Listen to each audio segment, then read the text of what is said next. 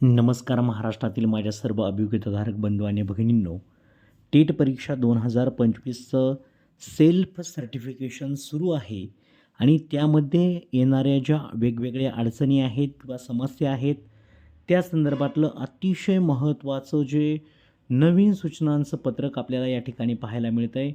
आजचे हे पत्रक आहे 26/12/2025. उमेदवारांसाठी खूप महत्त्वाच्या सूचना दिलेल्या आहेत. एक एक मुद्दा आपण समजून घेऊया. पहिला मुद्दा दिलेला आहे तो म्हणजेच NCL म्हणजे नॉन क्रिमिलियर संदर्भात. उमेदवारांना यापूर्वी नॉन क्रिमिलियर NCL प्रमाणपत्र सन 2025-26साठी ग्राह्य असलेले सादर करण्याबाबत सूचना क्रमांक ब-11 मध्ये नमूद करण्यात आलेले आहेत. त्याबाबत स्पष्ट करण्यात येते की सन 2025-26 साठी ग्राह्य असलेले सध्याचे NCL प्रमाणपत्र नोंद करता येईल. म्हणजे या वर्षीचं देखील आपण प्रमाणपत्र NCL वापरू शकतो, काहीही अडचण नाही. आत्ताच्या तारखेचं देखील वापरता येईल. पुढे पहा.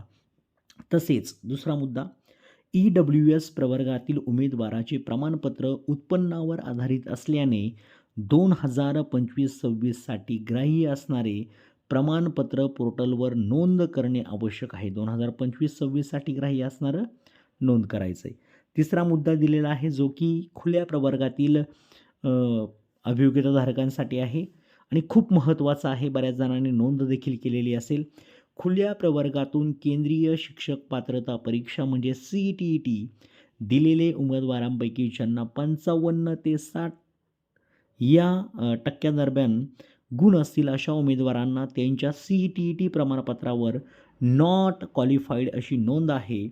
त्यातील म्हणजे खरं तर त्यांना ते प्रमाणपत्र मिळतं, परंतु रिझल्ट मिळतो आपल्याला, परंतु सर्टिफिकेट मिळत नाही. नॉट क्वालिफाईडचं लक्षात ठेवा. तर इथे दिलं आहे त्यांनी की दरम्यान गुण असतील तर अशा उमेदवारांना त्यांच्या CTET प्रमाणपत्रावर नॉट क्वालिफाईड अशी नोंद आहे. त्यातील ज्या उमेदवारांकडे सदर परीक्षेसाठी अर्ज करण्याच्या वेळी कोणत्याही आरक्षणाचे प्रमाणपत्र उपलब्ध असेल तर त्यांनाच त्यांच्याकडे असलेल्या आरक्षणानुसार लागू सूट सवलत मिळेल.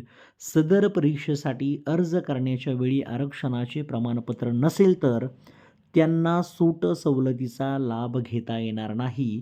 सबब ज्यांच्याकडे अशी प्रमाणपत्र त्यावेळी नसतील तर त्यांनी सदर परीक्षेतील पेपर 1, पेपर 2 गुणांची 55 ते 60% या दरम्यान गुण नोंद करू नये. अशी नोंद केल्यास संबंधित उमेदवार त्याच जबाबदार राहतील. म्हणजे थोडक्यात सांगायचं म्हटलं तर ज्या वेळेसला ही परीक्षा झाली CTETची 2024 डिसेंबर असेल आणि त्यावेळेसला तुमच्याकडे SABC नसेल, EWS नसेल तर तुम्हाला आरक्षणाचा लाभ घेता येणार नाही असं त्यांनी स्पष्ट सांगितलं आहे.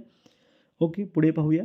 शिक्षक अभियोग्यता व बुद्धिमत्ता चाचणी 2025 परीक्षेच्या वेळी अर्ज करताना उमेदवारांना त्यांचे 2 मोबाईल क्रमांक नोंद करण्याच्या सूचना दिलेल्या होत्या, परंतु काही उमेदवारांनी परीक्षा एकच मोबाईल क्रमांक नोंद केला आहे व सदर मोबाईल क्रमांक कार्यान्वित नसेल तर त्यांना पवित्र पोर्टलवर स्वप्रमाणपत्र पूर्ण करता येत नसल्याचे विनंती अर्ज प्राप्त होत आहेत.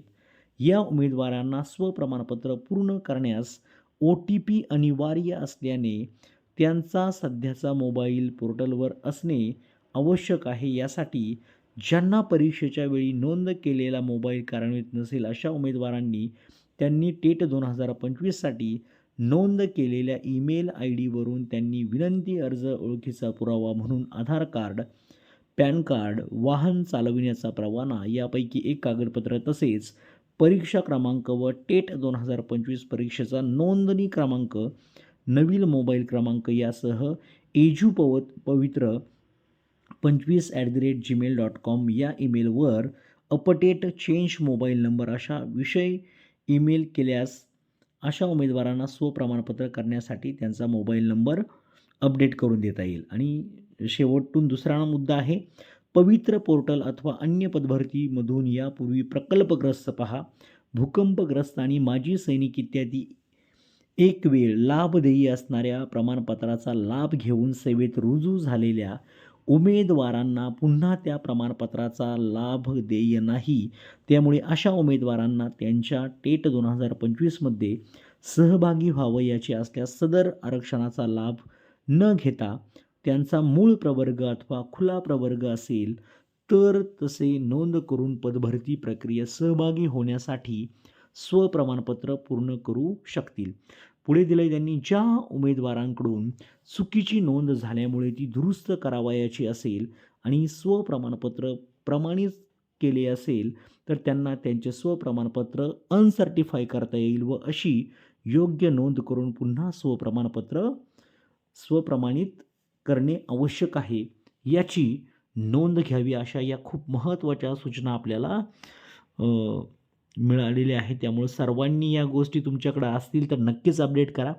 2025चा NCL चालतो आहे, EWSचं प्रमाणपत्र चालतं आहे. CET-Dच्या परीक्षेवेळी जर तुमच्याकडं कास्टचं सर्टिफिकेट नसेल तर तुम्हाला या फॉर्ममधून बाहेर पडावं लागेल आणि पुढे दिलेले मोबाईल क्रमांक चेंज करता येतो आहे. त्यानंतर पुढे दिलेलं आहे की माजी सैनिक भूकंपग्रस्त आणि प्रकल्पग्रस्त यांना पुन्हा नोंद करता येणार नाही. ओके, सर्वांना ऑल द बेस्ट.